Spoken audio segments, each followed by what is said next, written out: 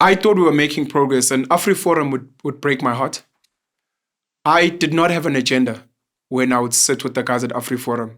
I actually if I did have an agenda, it was I wanted ordinary South Africans, in particular Black, to find out what Afriforum is about. Sure. We've got a community. We've got a cultural identity we are trying to do for ourselves. We're not relying on government. We're going to build our own schools, ensure we have our own service delivery, take care of our families. I'm like, this is a beautiful story. It's the reason we travel to Orania as well. If ordinary poor Black South Africans can see Orania as a story of hope and what you can do yourselves, rolling your sleeves up, every township in this country can become something special. Sadly, most of those people didn't get that message. They just got angry and they called me names. Cool. But I thought I'm going to exclude Orania because the leadership there has actually been quite impressive for me recently. I don't like a lot of their politics, but I've actually seen how people like your Straightom have actually been sidestepping a lot of the propaganda around. They're like, look, there are farm murders and we're unhappy. We are Afrikaners and this is wrong. But we're about Orania. We're about our people. Afriforum and Solidarity, on the other hand, would still carry on with these stories. Kali Creole, Aaron's Roots is not part of Afriforum and Solidarity anymore, but he started his own movement. He's doing a podcast tour in America. And even at times when there's disinformation, sometimes from the hosts, Tucker Carlson, Jordan Peterson, sure, Aaron's would just sit there and not dispute it. Of course, it serves a narrative, but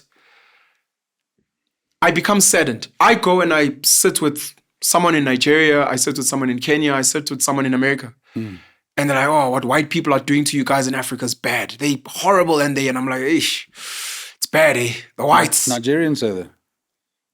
Kenyans say that. Did you say? No. I'm saying, imagine if I went on a podcast tour and I'm sitting with Black people and they're like, spun that narrative. What the white people are doing is so bad and they're stealing your land. And I'm like, oh, bro. It's like, bro, you can't say that because you understand that the situation is nuanced.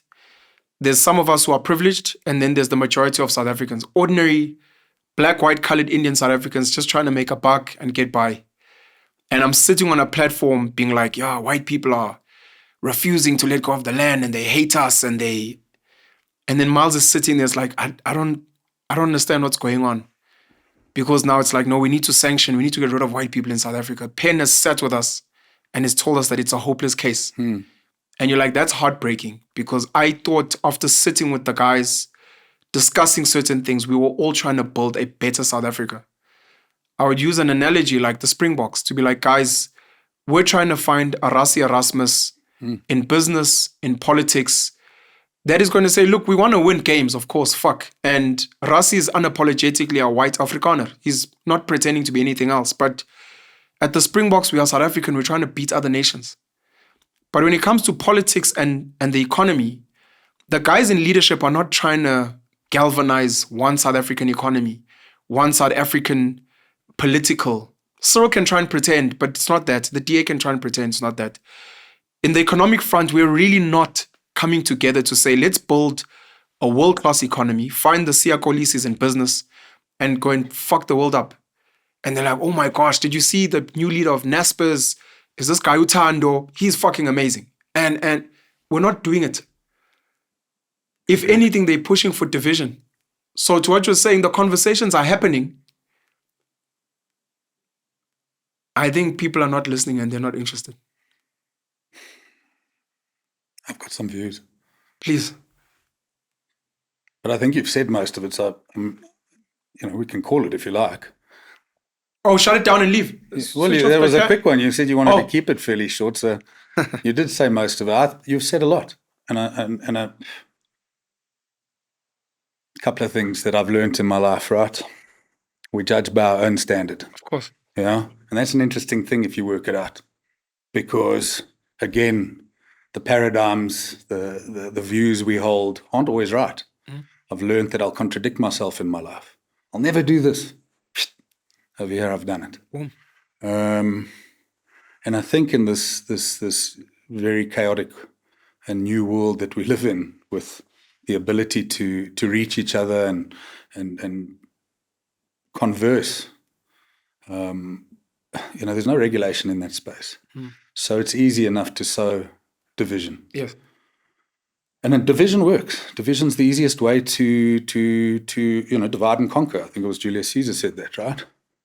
It's the key. Divide and conquer. Keep us busy in our fear and our angst, so that we're not focusing. If a politician talks, it's a bit like this hand, right? Here it is. Look at this thing. Your refugee story. I actually thought, in terms of being a little bit nervous about being on your show and not having any real history or experience in doing this, I was a bit nervous coming in. Thanks, tons. I appreciate the heads up. But to arrive 2 days after the news, man, that's a really interesting, fire-starting conversation, right? This refugee issue and what it means. And the words that get thrown out. What's in a word, right? Well, nowadays I think it's the words that break our bones, not sticks and stones. I think that's what we've arrived at. We can cancel people. Point is, it's that division that drives our politicians. This hand, I was there. This issue. Okay, so now we're talking, whether it's Trump or Cyril, talking about the refugees. Yeah, that's getting all the attention. But what's going on over here? Hand is in the cookie jar somewhere. Whether it's cookie jar or we're making a move, something else is happening.